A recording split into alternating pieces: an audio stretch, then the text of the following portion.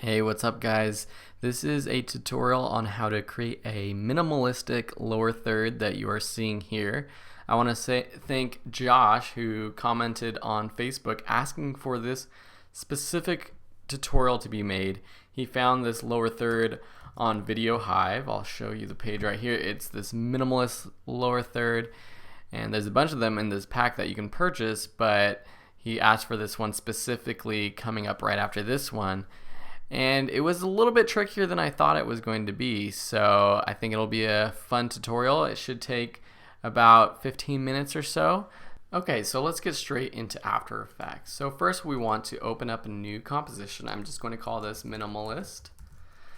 1920 by 1080 is great, 2997 frame rate, 10-second duration, great. Okay, so first we want to create the line and the text that appears. So that's the first thing we're going to do because this block is a little tricky, not too much, but we'll do it later. So with our pen tool and a stroke set at 3 and fill set at none, hit OK, we're just going to create that line or something that looks like that line. So now if I zoom in, you can see that here we have our line. So we want to animate this on. I'll call this line. So drop this down to the contents and add trim paths, one of my favorite effects. Drop down trim paths, set a keyframe for start and end, select those keyframes and move those to about a minute or 1 second, 1.5 seconds. And then set new keyframes by changing these percentages both to 50. And you'll see now that it animates from the middle, from 50% to the start and the end. Select both of them, hit F9 on your keyboard to add easy ease. And then we can play with the easy ease by hitting this graph editor, selecting all the keyframes, and dragging the endpoints in. So we want it to really slow down into its final spot. So this graph editor represents the speed of the animation. So you can see there it's a little bit different. So that's pretty cool. So now we want to add the text. So with our text tool, just add new text. We'll call this Phil Ebner. So we are using the red from before. We're just going to hit OK, change that to white, and we'll increase this to something like that. Then we're going to duplicate this, move it below, and I'll call this MoGraph Artist. Select all that text, use the eyedropper to select the red to change it there, and then change the size to 40. We're going to left align these so that they're aligned. So under our align panel, click that left align. If you don't see the align panel, go up to Window, Align. And then just with our pointer tool, our selection tool, just make sure that the spacing is good. You're happy with it. So now we have to animate these to the left of the line, from the left to the right. So this is our final resting spot. So hit position to bring up the position, drag these keyframes to about 4 seconds, and then drag the text to the left of the line. And that creates a new keyframe. So now it's going from left to right. But we want it to basically be disappeared from the left to the right. So we don't want to see it on the left side of the line. So how do we do that? We create a alpha matte. So with our pen tool, we're going to create a new shape. So basically follow this line, so something like that, and then create a rectangular shape that basically would cover the entire text at its final resting spot. And then change the stroke to 0 and the fill to solid color. Okay, so now you see this giant shape, and that's not what we're looking for, but it's going to help us out. So if we call this matte and we change the MoGraph Artist text track matte here, if you don't see that, hit this toggle switches modes button to alpha matte, you will now see the MoGraph Artist text, and it will disappear on the left and appear on the right. We'll just duplicate this matte, drop it right above the Phil Ebner text, change the Phil Ebner text alpha matte or track matte to alpha matte 2. So now it's doing the same thing for both text layers. I'm just going to close down everything and bring the line above everything.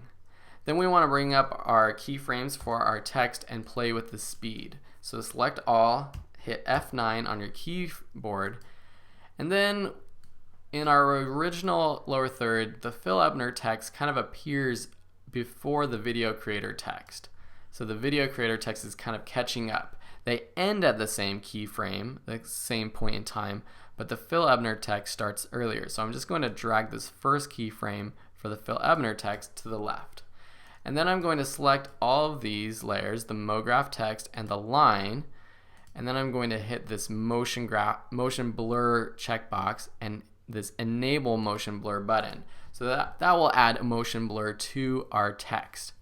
You will see that it's starting out a little slow, so I'm going to go into our graph editor again for our MoGraph, for our text, select all, drag this first one to the left a bit, and then this second one to the left as well. So it starts faster and ends slower.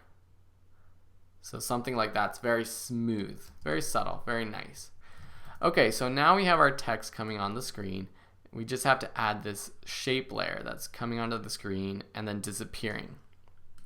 So what we're going to do with our shape layer, or with our pen tool, is create a shape layer. Make sure the fill is the same color, there is no stroke. We could zoom in on this line and then just create a shape starting with this line. So hit there, there, and then go to the right, and then go up here and finish it off. So it's kind of a trapezoid type figure.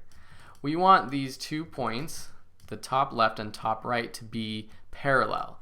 So open your rulers, which are these numbers at the top and on the left, and click and drag from there. And you'll see that I can click and drag and a line will basically appear. It's not a real line, it's just a fake line, but it will appear on our composition. And I lined it up with this first point right here on the left.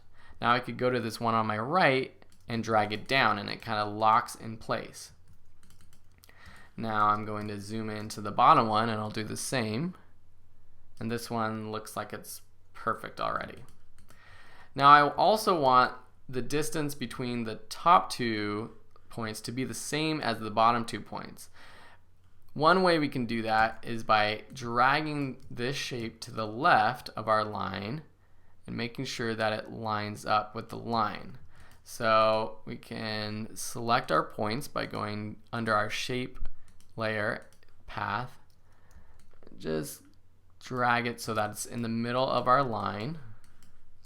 Same with this one, just have it line up and have this point line up with the ruler. And there we go. We have our shape. So basically we want this block, which we'll rename to block, we want it to go from the left side of the line to the right side of the line and then shrink. So we'll do something similar as we did with the text. We'll duplicate this block, we'll call this block mat, and then with the block mat we're just going to open up the shape properties and go to the path. And with these right 2 points, we're just going to drag to the right. And we'll create a track mat with this one. So selecting the block, we'll change the track mat to alpha mat block. So now if we move this block layer from left to right, you'll see that it disappears on the left side of that line. So what are we going to do? We're going to set keyframes. So first we want to bring up the keyframes for both the line and the text, because this we'll be able to reference when we want the animation to start. So we want it to start right about there at the end of the line animation. So bring up position for your block, hit the keyframe button, and then go to the very end, the last keyframe of the text, and move it to the right of the text. We also want to add the shrinking effect. So with our contents, we're going to add a path animation. So hit that keyframe button for the path and move this keyframe to the middle of this motion. And then at the end, we're going to just select our path and select these left 2 keyframe or points and drag them to the right. So it should match up pretty perfectly. And then you'll see that there's a little bit of red right there, really hardly noticeable, but we want to get rid of that. And one way we can get rid of that easily is just to cut off the right side of this layer so that we don't see it after this keyframe. So select that layer and hit Option right bracket. You'll see now it basically disappears after there. We're going to easy ease all of these keyframes and play with the motion now. And we're also going to turn on motion blur for this layer. So we want it to start before the text starts popping out. So I'm going to take this position layer keyframe right here, this first one, and bring it to the left. I'm also going to select both the position keyframes, hit our graph editor, and then drag the start to the left so that it sort of speeds up from the first spot and it slows into our second keyframe. Now if I get out of our graph editor, you can see that it's a little too fast. So I'm going to drag this first keyframe to the left so it starts a little bit later, because if you see our original one, it's kind of covering the text until it gets to the middle of the animation. So we want it to do something similar. So it pops out and it's covering about to the middle. So if we play through this, we can see what it looks like finally. And that looks really cool. I mean, we can play with the speed of everything. We can make it faster. I'll show you a quick way to make it faster at the end of this lesson actually. So there we have our animation. Now we want to reverse it. So an easy way to do that is select all, pre-compose it by right-clicking and hitting pre-compose. You can rename it if you want. Put your time indicator right after the end of the animation, so maybe about 4.5 seconds. We want to cut off the right side of this layer, so Option right bracket, duplicate this layer, select both, right-click, keyframe assistant, and then sequence layers. Okay. And that puts one after the other. With this right one, the second one, we're going to right click it, hit time reverse layer. Okay, so now if we play through this, you can see that it comes on, disappears, and then it comes back on and does the reverse. So it's a little bit slow compared to our original one. So one way to easily speed it up is to pre-compose this one. Well, you can rename it if you want. Right click, time, enable time remapping. And you'll see now there's a keyframe at the start and the very end of this composition. If we drag in this last one, it's speeding up the animation. So now that's a very easy way to speed up the entire animation without having to do it with individual keyframes. Now, of course, if you want to go in and if, say, just that block animation is a little fast or slow, you will have to go into the original composition and edit that text. But time remapping is a great way to speed up or slow down an entire animation. Okay, so that is the tutorial. I hope you enjoyed it. I'm sorry if I'm a little flustered. This is actually the third time I recorded this because the first two got messed up. But I've also been able to do it faster and faster each time. So if you have any questions, please let me know. If you know of a better way to animate this, let me know in the comments below. If you want to purchase this template, I'll have the link to the Video Hive lower third template in the description below. And if you have anything else, let me know. Please like this video, subscribe to the channel, and we'll see you in another tutorial.